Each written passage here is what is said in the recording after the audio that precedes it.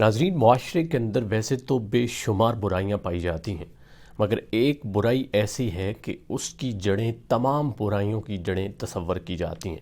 یعنی اگر وہ برائی، وہ بیماری ختم کر دی جائے تو دنیا کی تمام برائیاں ختم ہو سکتی ہیں، اور اگر ختم نہیں بھی ہو سکتی تو ہم یہ دعویٰ ضرور کر سکتے ہیں کہ دنیا کی تمام برائیوں میں کمی ضرور آ سکتی ہے۔ یہ برائی کون سی ہے اور اس برائی کے معاشرے کے اوپر امپیکٹ کون سے ہیں، کس طرح سے یہ ہماری آج کی یوتھ کو، نوجوان نسل کو خراب کر رہی ہے، یہ تمام چیزیں آج کے اس سیشن میں ہم جاننے کی کوشش کریں گے۔ آپ نے ضرور ہمیں دیکھنا ہے اور ہمیں فالو بھی کرنا ہے۔ اس برائی کو ہم کہتے ہیں جھوٹ، اور آج اس سیشن کا میں نے موضوع رکھا ہے جھوٹ پر جھوٹ۔ یعنی ایک جھوٹ، پھر اس کے بعد دوسرا جھوٹ، اور پھر مسلسل جو ہمیں جھوٹ بولنا پڑتا ہے۔ اس میں بہت سارے فیکٹر موجود ہیں۔ مثال کے طور پر آپ دیکھتے ہیں کہ سوشل میڈیا بہت عام ہو چکا ہے، ٹیکنالوجی کا دور ہے، انٹرنیٹ کا دور ہے، اور اس دور کے اندر ہم دیکھتے ہیں کہ بہت سارے جھوٹ پھیلائے بھی جاتے ہیں، جھوٹ کو قبول بھی کیا جاتا ہے۔ اور صرف یہاں نہیں، یہ گھروں سے شروع ہوتا ہے۔ جب ہم چھوٹے سے بچے کو جھوٹ بلواتے ہیں یا اس کے سامنے جھوٹ بولتے ہیں تو پھر وہ مسلسل آگے چلتا رہتا ہے، اور پھر ایک جھوٹ جب ہم بول لیتے ہیں یا اپنے بچے کو ایک جھوٹ سکھا دیتے ہیں تو پھر وہ اس سے باہر نہیں نکل سکتا، پھر اسے مجبور ہونا پڑتا ہے۔ بعض اوقات تو ہم اتنی سختی کرتے ہیں کہ وہ ہم سے جھوٹ بولتا ہے، بعض اوقات ہم مختلف کام اس کے سامنے ایسے کر رہے ہوتے ہیں کہ وہ خود بخود جھوٹ کی طرف مائل ہوتا ہے۔ اوور آل دیکھیں تو تمام جو برائیاں ہیں اس کی جڑ یہی جھوٹ، یہی برائی تصور کی جاتی ہے۔ اس برائی کو ہم مختلف حصوں میں تقسیم کر سکتے ہیں۔ مثال کے طور پر ہم ایک تو جھوٹ بولتے ہیں، دوسرا ہم جھوٹ پھیلاتے ہیں، تیسری چیز جھوٹ باندھتے ہیں۔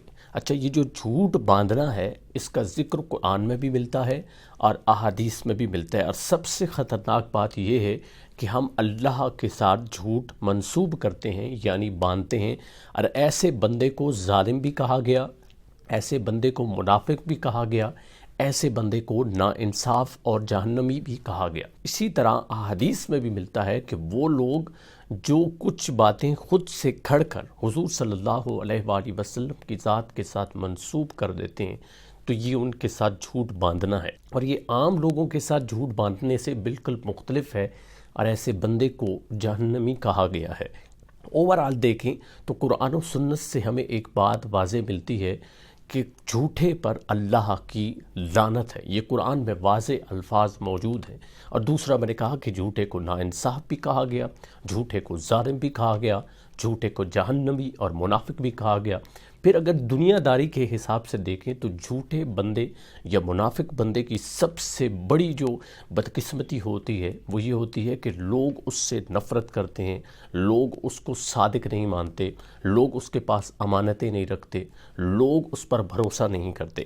اور اگر بھروسہ ختم ہو جائے تو میرا خیال ہے کہ معاشرتی طور پر، اخلاقی طور پر اس بندے کی موت واقع ہو جاتی ہے۔ اور ذرا خود سوچیں کہ ہماری یوتھ جو اس طرف جا رہی ہے اور ہم اپنے بچوں کو جھوٹ جب سکھا رہے ہیں تو یہ کس قدر خطرناک ہے۔ اور معاشرے میں یہ برائی اس طرح سے پھیل چکی ہے کہ اگر کوئی بندہ سچ بول رہا ہو تو وہ ہمیں جھوٹا لگتا ہے، اور اگر جھوٹ یعنی بڑھا چڑھا کے کوئی باتیں ہمارے سامنے کر رہا ہے تو اس کو ہم سچا مانتے ہیں۔ یا پھر بعض اوقات ایسا ہوتا ہے کہ کوئی ایسا شخص ہمارے پاس آتا ہے جو سچی بات اور سیدھی بات کرتا ہے تو ہم اس کو سادہ کہہ کے اس پر ہنستے ہیں، اور وہ بندہ جو جھوٹ بولتا ہے اس کو ہم کہتے ہیں کہ یہ بندہ چالاک ہے، یہ بندہ ہوشیار ہے، ہم اس کو پڑھا لکھا یا باشعور سمجھتے ہیں۔ اور یہی تمام برائیوں کی جڑ ہے۔ یہاں پہ ہم اپریشیٹ کر رہے ہیں، یعنی ان لوگوں کو داد دے رہے ہیں جو جھوٹ بولتے ہیں یا جو جھوٹ پھیلاتے ہیں۔ جس طرح میں نے ذکر کیا سوشل میڈیا کا، آپ فیس بک کے اوپر دیکھ لیں، آپ یوٹیوب کے اوپر دیکھ لیں، اسی طرح انسٹاگرام یا باقی جتنے بھی سوشل میڈیا پلیٹ فارم ہیں، وہاں پہ کوئی چیز بغیر سورس کے ہم نہیں دیکھتے۔ جہاں سے آئی کاپی کیا، آگے پھیلا دی، اس کا سورس کبھی ہم فائنڈ آؤٹ کرنے کی کوشش ہی نہیں کرتے۔ یعنی کس ذریعے سے وہ خبر آئی ہے، کس نے سب سے پہلے وہ خبر بنائی، کس نے شیئر کی۔ بعض اوقات تو ایسا بھی ہوتا ہے کہ کوئی حدیث، کوئی اسی طرح آیت کا مفہوم گھڑ لیا جاتا ہے اور وہ ہمارے سامنے آتا ہے، اور بغیر ہم تحقیق کیے اس کو آگے پھیلا دیتے ہیں۔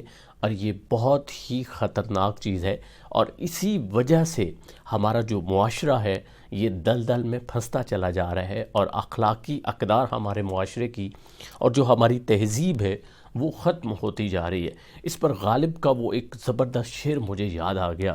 غالب کہتے ہیں، صادق ہوں اپنے قول کا غالب خدا گواہ، صادق ہوں اپنے قول کا غالب خدا گواہ، کہتا ہوں سچ کے جھوٹ کی عادت نہیں مجھے۔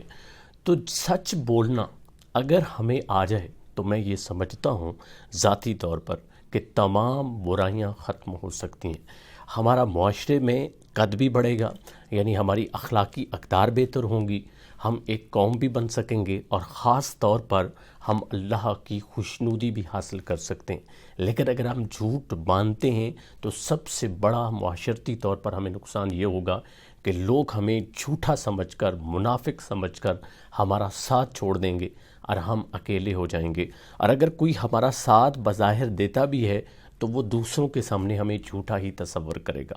ایک بات یاد رکھ لیں، اس معاشرے کے اندر سچ بولنا بہت بڑا جرم قرار دیا گیا ہے۔ اگر آپ سچی بات کریں گے، اگر آپ حق پھیلائیں گے تو لوگ آپ کو روکیں گے، مگر یہی آپ کا امتحان ہے، یہی وہ آزمائش ہے جس پہ آپ نے پورا اترنا ہے کہ آپ کتنے طاقتور ہیں۔ وہ جس طرح کہا جاتا ہے کہ برائی کو آپ دیکھتے ہو تو اس کو سب سے افضل یہ ہے کہ ہاتھ سے روکو، پھر دوسرا درجہ بتایا گیا کہ اس کو زبان سے روکو، پھر تیسرا درجہ بتایا گیا کہ اس کو دل میں برا جانو، مگر یہ ایمان کا کمزور ترین درجہ کہا گیا۔ مگر یہ بات ہمیں واضح طور پہ بتائی گئی کہ ہم نے سچ کے ساتھ کھڑا ہونا ہے، جس طرح کہا گیا کہ سچوں کے ساتھ ہو جاؤ، لیکن سچوں کے ساتھ چلنا، سچ بولنا، حق بات کرنا انتہائی مشکل ہے۔ اس میں ہمیں تکالیف بھی آتی ہیں، اس میں مسائل بھی آتے ہیں، اس میں لوگوں کا ٹارچر بھی آتا ہے، اس میں اسٹیٹ کا ٹارچر بھی آتا ہے، یعنی بے شمار ایسے مسائل ہیں۔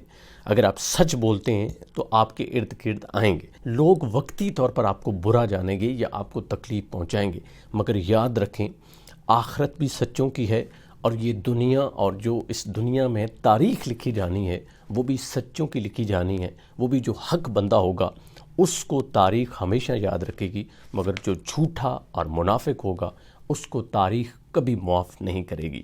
تو آج ہم نے یہ جانا کہ سب سے بڑی برائی جھوٹ ہے، اور پھر جھوٹ پر جھوٹ، جھوٹ پر جھوٹ، یعنی مسلسل جھوٹ بولنا، یہ ہمارے معاشرے کی اخلاقی اقدار، ہماری جو یوتھ ہے اس کو تباہ کر رہی ہے۔ خدا را اس برائی کو اپنی زندگی سے نکال دیں۔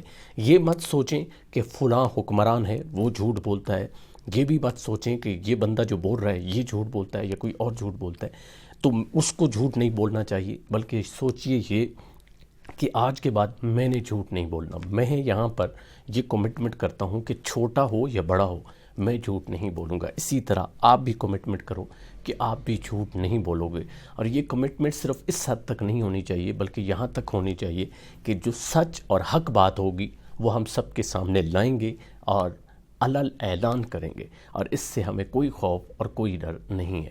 امید ہے اس لیکچر سے آپ بہت کچھ سیکھیں گے۔ آپ سے ملاقات ہوگی نیکسٹ ویڈیو لیکچر میں۔ اللہ نگہبان۔